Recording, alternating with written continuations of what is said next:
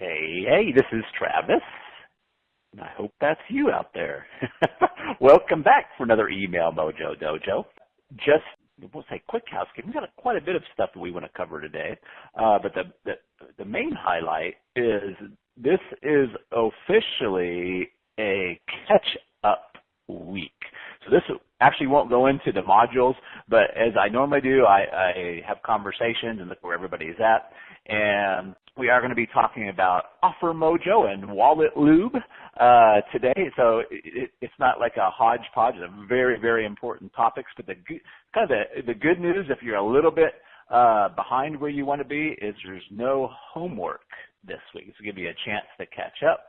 I understand we have a lot of movers and shakers here. We're running companies, and sometimes it's hard to work the email mojo in sometimes. So I want to address some of that and some of the things that I've been talking with you guys about. And then we're going to roll in to OfferMojo, because offers are where you can make millions or lose millions.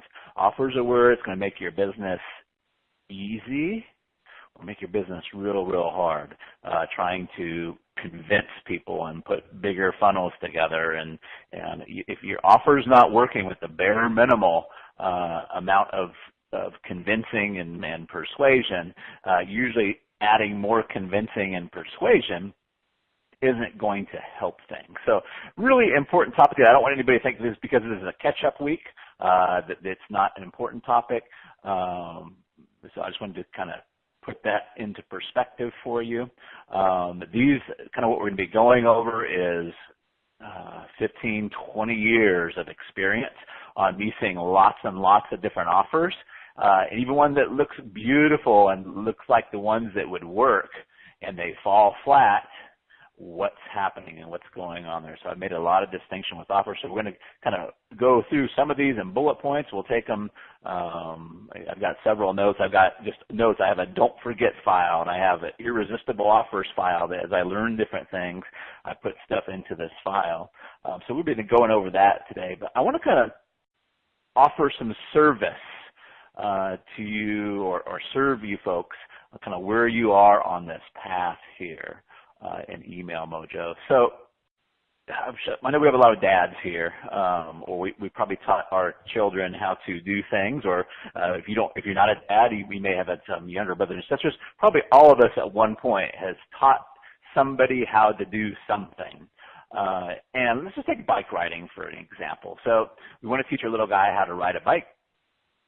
We know that the first 10 or 12 or 15 times that they get on that bike, especially without the training wheels, there's this tendency to not really want to get on the bike or be kind of a little bit apprehensive, not knowing what's going to happen in the future, right? In the Mojo Mastermind, I don't want to go real deep into the mindset stuff, but it's really interesting how many folks in the Mojo Mastermind start losing weight, they stop bad habits, and then money goes up. And so this is what I want to talk to you about as far as incorporating and integrating the Email Mojo into your life on a kind of a more narrow level. But there's this, and there's a lot of different names for it, but one of the names is called effective forecasting. This really affects how we learn. It affects how long we keep habits. And so I want to talk about this a little bit. We have a tendency as humans, so it's completely natural, but we have this tendency as humans to take whatever we're going through right now in the present and to look to the future and feel like it's always going to be that way. So let's take this email writing, for example. So we may sit down. I know a lot of you guys have sat down and written 2, 3 emails. I would like to encourage you to go for at least a dozen. Get those dozen out of the way as quickly as possible. And here's why with the effective forecasting. When we kind of sit down with the email, we go, ooh, this is kind of hard, right? And then our mind, or the thoughts that we have, if we attach to those thoughts and we believe those thoughts, says it's always going to be this hard, right? Every time we sit down to write the email, it's going to be this hard. Same way if you've been a dad that's taught your son or your daughter to ride a bike, you know that it's not always going to be that hard for them to learn how to balance. Balancing actually is a pretty natural thing for us, and if we can just get their butts on the bike, a couple dozen times, we know that they'll start to balance, they'll start to have fun with it, and then they will have a skill that will give them enjoyment for life. And so the same thing that I would like to encourage you is, if you've written a couple emails, or maybe you haven't written the first email yet, is to understand when you sit down, you're going to have a certain level of difficulty, and it may be more difficult or less difficult for you than others, but be aware that you don't have to believe the thoughts that it's always going to be this hard, right? Be cognizant of the effective forecasting, right? Because, and what I know is from seeing clients go through this over and over and over again, it takes about 10 or 12 emails. Then things become really, really fun. They start getting the hang of it. Then they can't almost not write the emails. And then they have a skill, a bankable skill, that works for them over and over and over and over again, especially when you wrap it in the triangle of insight. And the reason why it happens so fast is just like balancing on the bicycle. As humans, we are naturally good at getting our points across. Naturally, we're naturally good at getting our points across. But what happens over time is we get a lot of thought and stuff in the way. So by using the triangle of insight, it's just going to bring out your natural ability to get your point across in a really clear, vivid way that's fun, right? Fun for you and fun for the people reading that. So when you sit down, be aware. Just like I smoked for years. Part of the reason why I started smoking at 16, and I smoked until I was about 36. And part of the reason why I did that was because every time I quit smoking, it was like, oh, this is so hard. Oh my God, it's so hard. And the mind wanted to, I believe the thoughts that said it's going to continue to be this hard in the future. Well, that's just not the case, right? It may continue to be hard for 2 or 3 days, but it gets easier and easier. And if we can just understand that we don't need to believe that thought, we don't need to take that thought seriously, then we can move on. And so, again, I don't want to get really, really deep here, but this is part of the reason why people come into Mojo Mastermind. Not only their incomes skyrocket, but I would say most of my Mojo men are in really great shape. They start dropping habits. They start dropping bad habits. And it's because they just don't take their thoughts so seriously. But here, so when you sit down at the email and those thoughts come up, and you can't stop those thoughts coming up. But when those thoughts come up and say, oh, this is so hard. Oh, it's always going to be this hard. You just don't have to believe that thought, right? You are just getting caught up in effective forecasting. So that would be my first tip. I really want you guys to strive for hitting that 10 to 12 email mark, especially before we roll into the Rainmaker campaign. That way you guys will already be like on the bicycle, right? And you can be get your maximum value, get the maximum value out of this Rainmaker campaign. So with that said, let me give you another tip on this. And I've seen this happen over and over and over, and I do it to myself. I notice in myself. If you're struggling with the email, if it's taking you longer, especially even beginning, it's taking you longer than an hour, and really we should get it down to 30 minutes, 20 minutes, 15 minutes, but especially right now, if it's taking you longer than an hour, usually it's because you're trying too hard. God bless you. You're just trying too hard. You're trying to make it awesome. You're trying to, you're putting too much in there, right? If you loosen up and just have fun, and say, well, how can we make this fun? Really, and that's some of the magic that we do here. It's like, how can we make this fun, right? I know we're talking about escape from Hell Island, but that's the symptom, right? We don't have to make it all sad and depressing and deeply like emotionally moving to the depressing side, right? We can have some fun with it. We're still helping them escape from a symptom that they have. Could be low sales. I posted in the group my ridiculously fun in junior high rap and breakdancing email, right? And that made sales, right? And it's more important to have the fun with it, not only from your perspective, so you show up, but for your people who will enjoy it, and it works great to make sales. So they say that the money is in the list.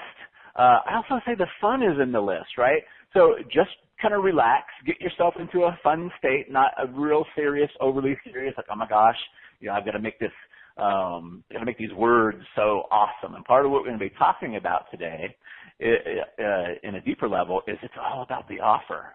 You can manipulate, masturbate, play with, move around the words until your heart's content.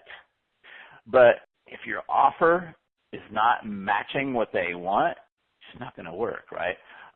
So the millions are in the offer there. So be aware of effective forecasting.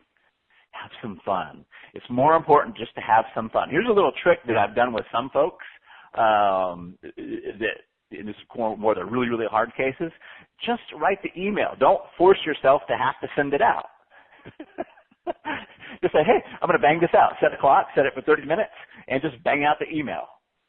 Have fun with it. Bang it out. Use the triangle of insight. I will caution you to use the triangle of insight. Don't reinvent what's already working, right? Use the triangle of insight. Get good at balancing with the triangle of insight. Have fun with it. Don't put the pressure on yourself to have to send it. I bet if you do that, once you write it, you're going to be like, man, I got to send this. This is awesome, right? But for some reason, like taking the pressure off that I have to send this will help some people that are having trouble with it. So my main thing with all the love in my heart as a dad,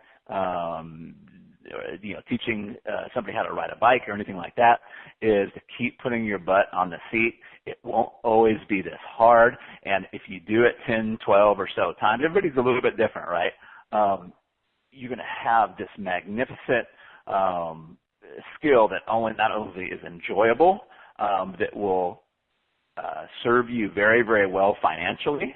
And it's also a skill that you can take and teach to your copy people or an employee or something like that. Have them come through the course. But it's really hard to teach somebody to ride a bike unless you've learned how to balance and ride the bike yourself. With that said, you can't learn how to ride a bike in a seminar or a book, right? So I'm really, really encouraging you guys to do that. So one other thing I want to talk about before we run into, and again, these are kind of just based off some things that I'm seeing as I'm watching you guys, what you're doing and such like that. One of the things I want to talk to you guys about is being cognizant that we can't take open rates and we can't take click-through rates to the bank. What we're looking at is what's the end action that we want, right? Do we want webinar registrations? Do we want people to buy? What is the end result that we want? And especially most of the time in business, it's, hey, we want the sales, right? That's what buys dinners out. That's what puts kids through college. That's what funds retirements. That's what pays our employee salary. So I would caution you not to get too hung up on open rates and click-through rates, because actually the reverse is true. What we normally think, right? If I just estimate a personal Facebook post, if I want to make 10 sales in an email, it's much more effective and much more efficient than if I can do that in just 10 clicks, right? It's like I want to, like, before they click, depending on where my conversion golf ball is, but if they're just going through a G3 order form or an order mechanism or what have you, I want them to be very committed clicks, right? I want them to know what they're in for, right? I would much rather make those 10 sales, and I'm not saying that we live in the ideal world, but I'd much rather make those 10 sales in 10 clicks than 100 clicks or 1,000 clicks, right? Regardless of how big my list is, right? This is kind of how we can do a lot with a small list if we're really hyper-focused on the symptom we're bringing, the people that's open to email, and the commitment to which they're clicking the link. Just as a real simple example, if I put the price in the email, I'm going to get a lot less clicks, right, than if I leave the price out. Now, it just depends on where you're doing a lot of the lifting. When we get into the cap sales next week, we'll take even a closer look at this, and we'll talk about some webinar examples later on. But what I want you to understand is like this is not about getting maximum open rate or maximum click-through rate, right? It's easy to get somebody to open an email. It's easy to get somebody to click. I know we see a lot of these emails, and sometimes they have a place, but the hey, right? The Frank Kern started that. There's a place for that, but when you don't understand the strategy behind it and you try to use maximum open rates all the time, it doesn't lead to maximum sales. When you try to get maximum clicks, it doesn't always lead to maximum sales, right? It's easy to get somebody to open. It's easy to get somebody to click. I want to make sure that we're not gauging our success off of a meaningless number, and more gauging our success on what we really want. You know, and part of being a Mojo man is like, and we talk about this a lot in the Mojo Mastermind, is they say the shortest point between point A and point B is a straight line. Mojo men say that's bullshit. We draw it out on a piece of paper, A, B, and we just fold the paper over, right? So go straight after what you want and understand what you want and measure your results by what you want, and don't let a lot of other stuff cloud what's happening, right? If your goal is 10 sales, it's way more efficient to get that in 10 opens and 10 clicks, right? That's way more efficient. Now, there's a reason why we want to balance the opens a little bit, because the internet service providers kind of look at the open rates and kind of gauge.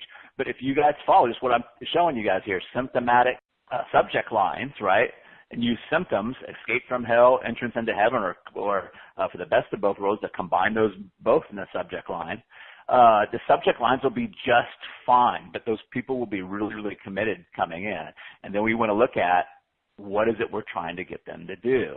If you want maximum clicks, I can show you how to do that, but maximum clicks, it's really going to suck, right? Because you just didn't look at your next things and be like, wow, I'm getting all these clicks but no sales, right? So I'm not saying there's a time where you don't want clicks, but you have to understand where they're fitting into your strategy and what you really want. So just don't get clouded with those different things there. So if you're late joining us, we're doing a catch-up week this week. We're going to talk about OfferMojo, going deeper into 15, 20 years of different highlights that I've seen in offers, and really getting your offer right is where most of your heavy lifting is done. But this is a catch-up week. It doesn't, quote, unquote, count against the course.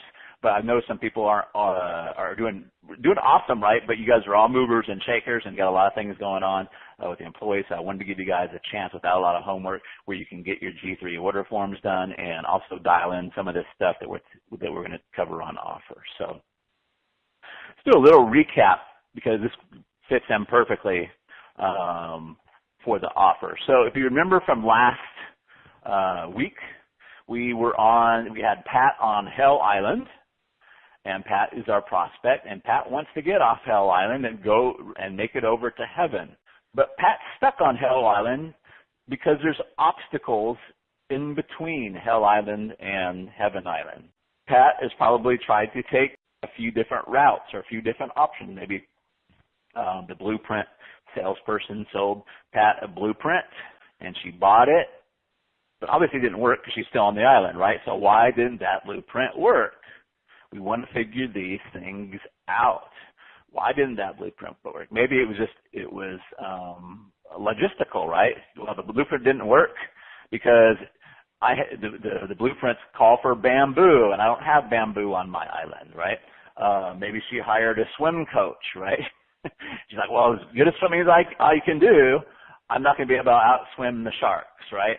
So we want to get into Pat's world as we're doing our offer creations or looking at how we're presenting our offers and how Pat is perceiving the offer, especially not only for conversion purposes, but also even if we don't change our offer, we can ask for a lot more value in return for that offer. So this usually works better in a live environment, but one of the things that I do in my workshop is I'll hold up a $100 bill and I'll say, how many of you would give me $80 for this? And everybody raise their hands, right? $80 for 100, right? Everybody raise their hand. That's an easy offer to understand with a $20 plus value on the other side, right? And then I'll say, how many of you guys would give me $90 for this $100? And everybody raised their hand again, right? It's still $10, right? Boom. Everybody raised their hands again. Then I say, how many of you guys would give me $120 for this $100 bill? And then I get funny looks. I get frowns. Like, no, I'm not going to do that. Why are they doing that, though? I tell them that just in the time that we've been discussing this, thousands, if not millions, of transactions are going on where people are saying, I'll give you $120 for $100. Can anybody think of what situation that would be happening with? And usually, because all my folks are really sharp and bright, most of them figure it out pretty quickly, like credit cards. Yes, absolutely. Credit cards, right? Same value transaction. We're just changing the offer a little bit, right? Hey, I'll give you $100 today, and you pay me $120 in the future, or sometimes more, right? And they just change how they do the offer. And I'll take it a little bit further. I'll say, how many of you guys would give me $300 for this 100? And usually people are onto it by that time. They're like, yeah, I wouldn't do that now, but yes, that's happening in mortgages, right? Absolutely happens in mortgages, right? So one of the things I want you to look at is like the flexibility of how we're offering stuff. I'm not talking about just payment plans, right? But if we can position our offer to a more like hair on fire need, a more urgent need, or position our offer to change the who we're offering it to. I see a lot of breakthroughs in business go to who we're offering it to rather than the what, right? If we offer, like if I offer this same service that I'm offering you now to a newbie that doesn't have a very big list, I'm going to have to work really, really hard because they just don't have the list to make this an investment where they get a return right away. By offering to people that have, 5,000 opens, 10,000 opens, or whatever you have, I can get that return right away for you, right? It's a matter of just changing the who. I was working with a life coach at one point, really darling woman, and she was explaining to me, I said, who are you a life coach for? And she said, everybody, anybody who has life problems, right? And she was talking to me a little bit on, and she was really, really sweet. So I said this in the most sweet way that I could, but it would have an impact on her. I said, darling, can I ask you a question? She's, oh, yep. I said, are you broke? And she's, oh, yes. Any time that you're not taking what you, remember the top of the circle of money, a problem you enjoy solving it for people you enjoy solving it for. But you want to do that, especially if you're running a business for people and just be blunt, that have deep pockets or have deep assets or have a big problem they're willing to solve. They're willing to spend money to solve it for. So it just in a show, I don't want to make a big long thing out of it, but I found out, like, so who is your client that paid you the most, that you enjoyed the most? And she said, well, I had a guy that owned a PR firm, a public relations firm. And like, do you feel like you know more about PR firms and executives that run PR firms than other life coaches? She's like, oh my God, yes. Like I know everything about PR firm and how hard it is and what they have to go through. And I'm like, well, why don't you just work with PR firms or executives at PR firms? I said, the beautiful thing about that is they're easy to reach. You can buy lists, you can target them, they have trade magazines, they're super, super easy to reach. She's like, oh my God. She's like, well, how do you think I would get started now? I'd be like, why don't you go to the guy that you already work with and see if he knows any other PR execs that need help with their life balance as their firm is growing. She said, oh, that's awesome. And she went and did that. I haven't talked to her in a while, but she was off going great guns at being a life coach for PR execs. Same skill. She just fixed it on who had the big more hair on fire problem, who had the big problem that they could afford to pay. So sometimes changing the who and changing the offer or tweaking the offer to make it clear that you're offering. So, hey, I'm a life coach for busy PR executives that are having trouble with life balance. Boy, let me talk to you, right? And then their view of her perceived value goes way up because she is very specialized in helping them. Here's something I want you to write down. We're going to come back to this over and over. It's almost so simple of a tool, but I use it over and over and over again. It's called give me blank and I'll give you blank. Give me blank and I'll give you blank. This is kind of like my little offer tester, right? And I can use it to And you never come out, most of the time you never come out and say this, right? Give me $47 and I can say, and I'll give you a 107-page ebook that you can learn and read and discover how to fix your relationship, right? Not so good, right? It's not bad, but not so good either, right? Give me $47 and I'll give you the second chance letter that you can send tonight that usually gets a response. And then I'll tell you exactly what to do when you get that response. It'll give you the best chance of fixing things and making up. That's actually a little bit long, right? If we can make it even shorter, that's better. Fundamentally, we're saying, give me $47 and I'll give you a second chance with your ex, right? But we can use this over and over. And remember, everything is an offer. If you're inviting somebody to come to a webinar, you got to understand that that's an offer exchange, right? The minute you say, and we're going to come back to this, but the minute you say webinar, it's almost like slapping a $100 price tag or a $200, depends on who you're talking to. It's almost like slapping a price tag on it. So somebody was asking like, oh, when I send out this email, I get really low click-through rates because he's sending him to a webinar. The minute he says webinar, that's like telling him how much it costs. Now, I'm not saying that's not the thing to do, but you have to understand what's happening, right? So a really short email that says, hey, give me $200. And you're going to learn this bullet point, this bullet point, and this bullet point. You're going to get a low click-through rate on that, right? It necessarily might not be a bad thing. Basically, the offer equation is give me 2 hours of your life, give me 2 hours of your time, and then whatever you put on the other end of that scale better be really, really good, right? Most people, you got to understand too when we talk about this, is most people don't want to learn.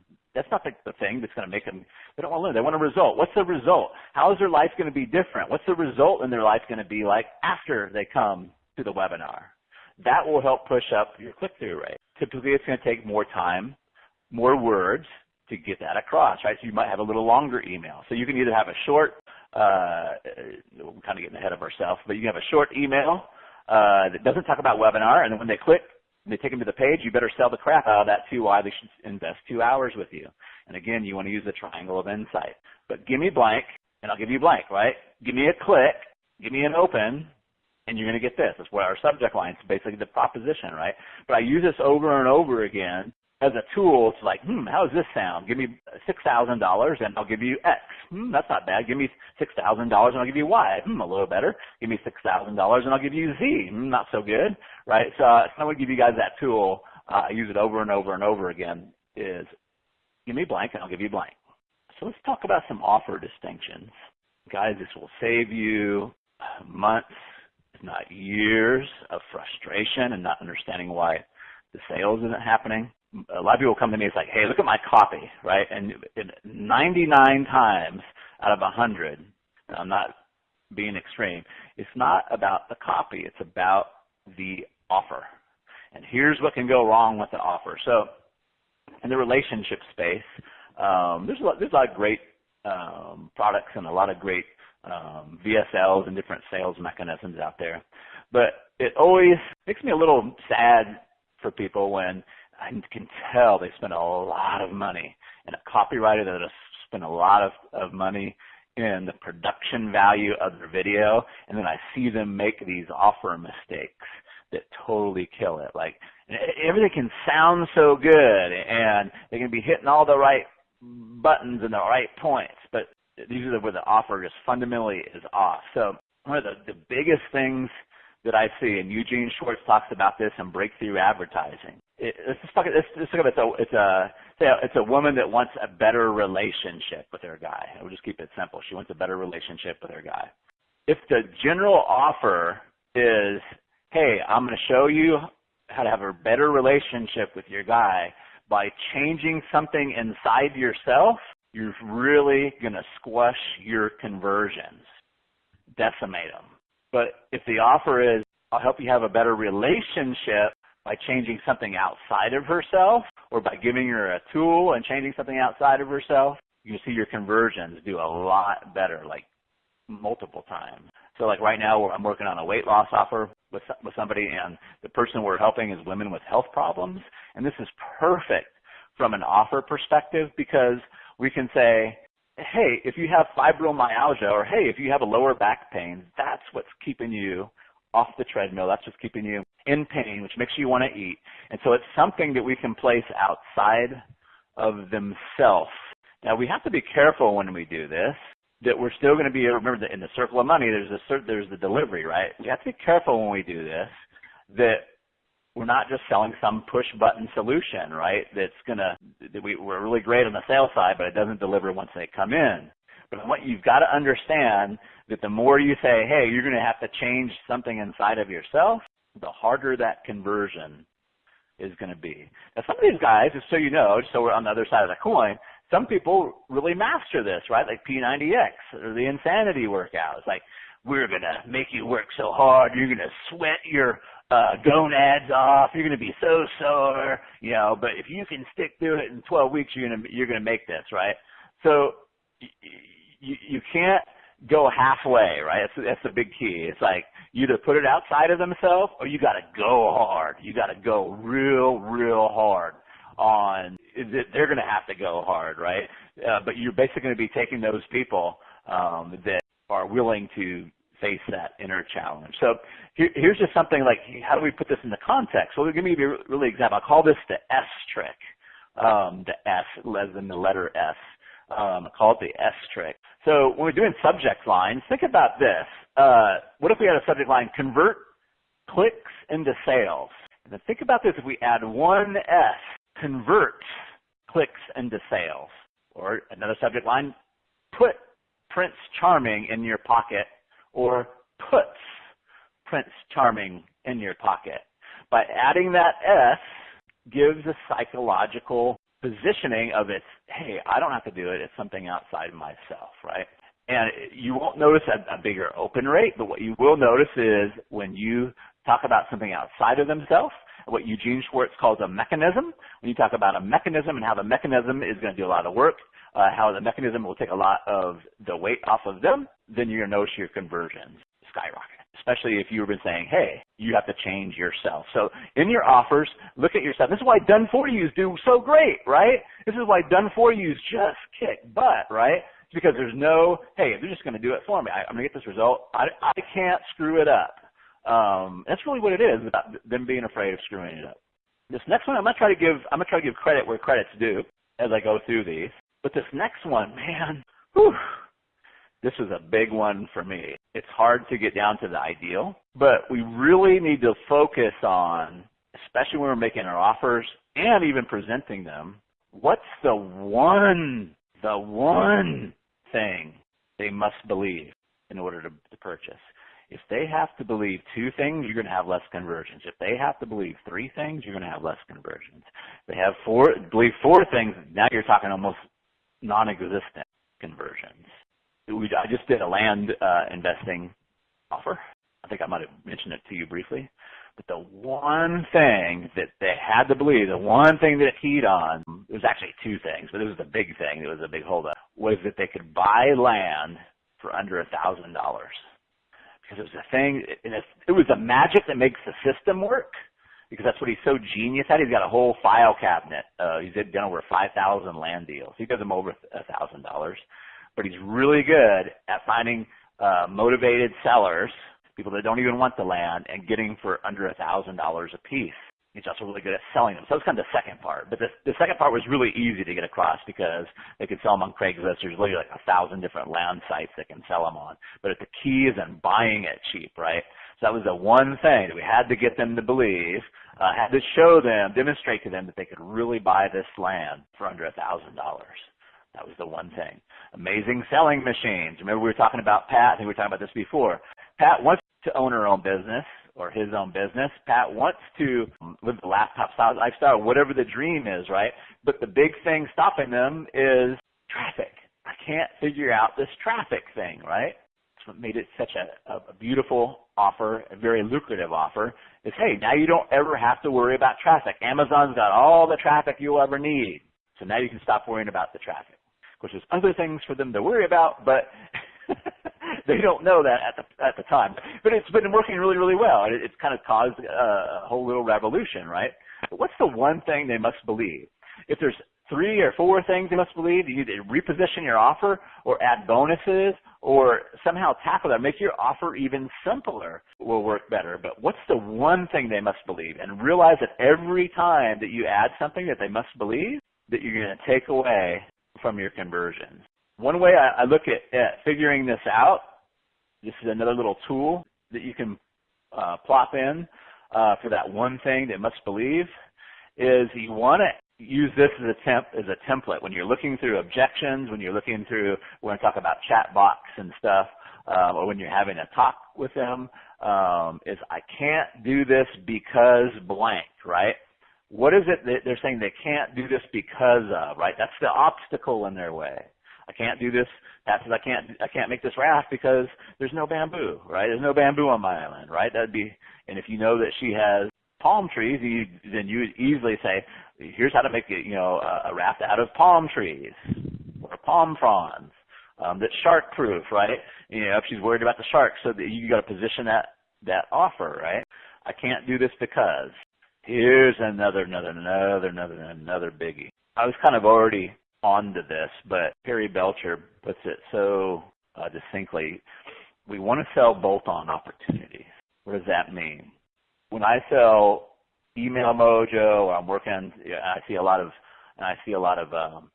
potential in somebody's email list. I don't say change your whole business model. Let's see if we can add 25, 50K, 100K a month to your business. Add. It's a bolt-on opportunity. So I'm going to go to an extreme example. So it might stick in you guys' mind, right? So Jordan Belfort, the Wolf of Wall Street, and don't get me wrong, I'm not suggesting that you run a business crooked like he did. But one of the things, a couple of things that he did, and if he would have done this legit, he still would have done really, really well. It's a couple of things he did really, really well. When he first got started in the penny stock business, he went to work for a house that mostly sold penny stocks to blue collar folks. And if you're not familiar with what a penny stock is a stock that you can buy a lot of times for a few pennies, right? Would they get the name? So 50 cents, $1. Like right now, it's around like $5 or under. People will call penny stocks or micro cap stocks, right? And back in the day, it was really appealing to blue collar folks because if you're trying to buy blue chip stocks, they might cost $100. So you don't have 10 grand to buy 100 shares. You don't really get that ROI, right? Even if it goes up 10%, you made $1,000, right? Off, but you don't even have 10,000 to get started, maybe. Whereas if you're buying a penny stock, so if you got a stock for 50 cents, you can buy 1,000 of those for $500, right? And then if they go up even 10 cents, let's say they go up 50 cents, you just doubled your money, right? So they would sell these to blue collar folks. And so one of the first genius things that Jordan Belfort did, I don't know if it was genius or just sheer accident, like throwing spaghetti on against the wall, like I find a lot of my stuff. He said, everybody's saying that you can't sell blue chip stocks to like professionals. I don't think that's the case because he's talking to a lot of professionals, doctors and lawyers. He's like, most of them are absolutely miserable in their jobs, in their careers. They do it for the reputation and the prestige, but they're absolutely kind of miserable doing that. So he didn't tell them, hey, let me help you get more patients or let me help you get more clients as a lawyer. Matter of fact, the thing that they don't want is more patients.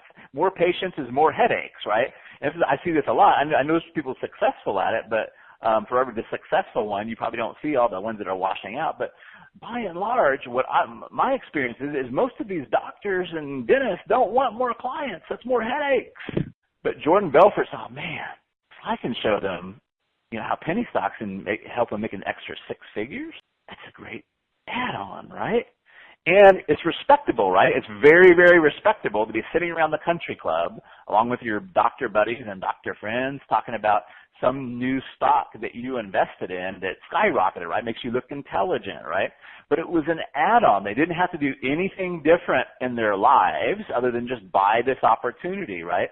So we want to look at how can we add on, not necessarily change their whole life, right? Or change the strategy that they're doing. Now, they might decide to change their strategy once they come on, right? But we don't want to start out the offer with, hey, change your whole life, drop everything you're doing and do it my way. If we can position it more as an add-on opportunity, more of a bolt-on opportunity, this will be a lot easier for them to say yes, right? So there's a couple other examples. I know there's, like car washes that started doing nail salons, right? Now, if you went to the car wash owner and said, why don't you just rip down everything and put it in a nail salon? It's so much more profitable. You'd be like, screw you, right? But say, hey, why don't you add this to your business, right? We used to have McDonald's and the Walmart and all these kind of things, but if we can add on its opportunity or bolt it on rather than saying, hey, change everything that you're doing, you're going to get a lot more conversion. Hopefully that is making sense because it's really big. One of the examples I had down here is one of the guys who was doing really, really well went to Dennis and he said, and I'll give you a personal example of my own too, went to Dennis and said, hey, if you're looking for a place to invest your money, storage units are awesome, right? They're manned by somebody else. It's basically a cash business. They're awesome. And so we didn't say, what we were doing, basically what they're doing is they're selling escape from hell of being a dentist, right? We're like, wow, if I can get enough storage units, I can stop being a dentist. I'll give you another example. This is so big, you guys. So when I was selling POS systems, point of sale systems, I used to sell cash register systems around Arkansas and service. I don't know if I get the whole long story, but one of my clients had opened up what they call a San Francisco bread company. It was like a Panera bread company. The weirdest part was they opened it up in Little Rock, right? Because we had trolley trails. And they were trying to figure out how to license or how to franchise their store, right? And they're really having a hard time, like, who to focus on. I'm like, well, why did you start it? And the interesting thing is they're Indian descent, and I can tell that sparked her interest right away. She thought, well, we own a hotel, and the hotel industry is not as lucrative as it used to be. So that's what we got in this. And she's like, oh, and we started talking. She's like, did you know that 52%, I don't remember the exact percentage, it was over 50, that 52% of the independent hotels are owned by Indian folks? I'm like, no, I did not know that. She thought, did you know that a lot of the subways are owned by Indian folks? I thought, no, I did not know that, right?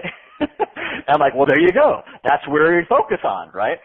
Focus on, and they were Indian too, focus on people of Indian descent that own hotels. And they did exactly that in the first, 4 or 5 years. They opened up 12 different stores. I think they had some difficulties expanding, but that gave them their first people, right? So it's like that was a bolt-on opportunity. They didn't say, hey, get out of the hotel business. And her name was Kate Macon. They kept their hotel. They just bolted on that opportunity, right? So it was a bolt-on opportunity. So sometimes most time it's a lot easier to sell something if we're not saying, hey, come completely change your life and do it my way. We just want to sell it as a bolt-on, right? Here's one from Dean Jackson. You can use it in a lot of different ways, but especially if you're doing strategy sessions or setting appointments or only have limited amount of spots or something like that, I always think of cookie. If your offer, so imagine that you're over at my house. You're over my house, you decide to come to Arkansas for some reason. You're sitting on the couch, and I said, Lee, can I go in the kitchen and bake you up some cookies, make you some coffee? Lee's going to go like, no, man, that's okay. Don't worry about it. Because I just made him an offer that seems like it's going to put me out, right? But if I would have went into the kitchen, come out with a nice plate of cookies, especially if I knew what kind of cookies Lee liked. I don't know if it's oatmeal raisin or chocolate chip but if I came out with a plate of cookies, they smell really great, and I just plopped them in front of Lee's face and say, hey, would you want one? He'd be like, sure. It's way different than those offers, and kind of the way Dean Jackson talks about it is like, so if you're calling people up in the real estate world and saying, hey, I got this great house you'd like, would you like to schedule a time to go see it? Most people are going to be like, no, don't worry about it. They're not that interested, right? But what Dean figured out was he said, hey, Lee, I've rented this limo bus, and we're going to take it on a tour with 5 other people around Hollywood or wherever the area is and look at the available houses. Would you like to jump in with us? He's like, sure, right? So if you look at some of my posts, if you're doing strategy sessions, very often I'll say, hey, I've got time, or I've set aside time to talk to 3 or 4 or 5 people this week. I usually set aside time to talk to 5 people, or set aside this many spots, or I've got this many spots. Hey, would you like one, right? A little different shift in offer that makes it a lot easier to say yes to. So thank you, Dean Jackson, for that one. It's made a world of difference in my life. The last thing I kind of want to point out here too, before we get into Q&A, don't underestimate the value of time in a relationship. Because part of what we're doing here is part of the offer is who the offer is coming from. Like, I mean, I'm not talking about credibility or he's famous, and sometimes that will tend to sway people too. But it's why we really focus on the circle of money, right? The bonding, right? When people have a problem, who do they go to first? Somebody they like, know, and trust, and that feels like they can solve that problem for them, right? Sometimes people have different decision-making time frames. Some people just need more time to let it marinate, right? It's the different time frame. So time in the relationship also go into the offer. There's some people that just absolutely can't say yes. It's just how they're programmed. They can't say yes. You know, it's just not them. They just can't say, if they find out about an offer today, they can't say yes by that evening. They just won't be able to do it. So timing in the offer is important as well. So you guys remember that. Again, it's part of what we're doing here is the long game, right? The long game, always moving those conversion golf balls to the hole. And the long game doesn't mean less money. The long game means more money, more frequently, more often, because we're always cognizantly, strategically moving those golf balls closer and closer to the hole. But we understand that there's going to be some golf balls that take a little bit longer, right? Time is a factor too. And so don't give up too soon. I see this a lot. It's like they come up with a brand new offer, and they send an email or two emails, and a few people take them up on it, but there's it failed. It's a failure, right? Well, most of the golf balls, they move most of the golf balls, but they're still far away from the hole. So you have to a little more, especially the bigger ticket you get, right? The bigger ticket, for a lot of people, means it's a bigger decision. It's a bigger golf ball that kind of like goes down the course, right? A little bit more time with that. Awesome.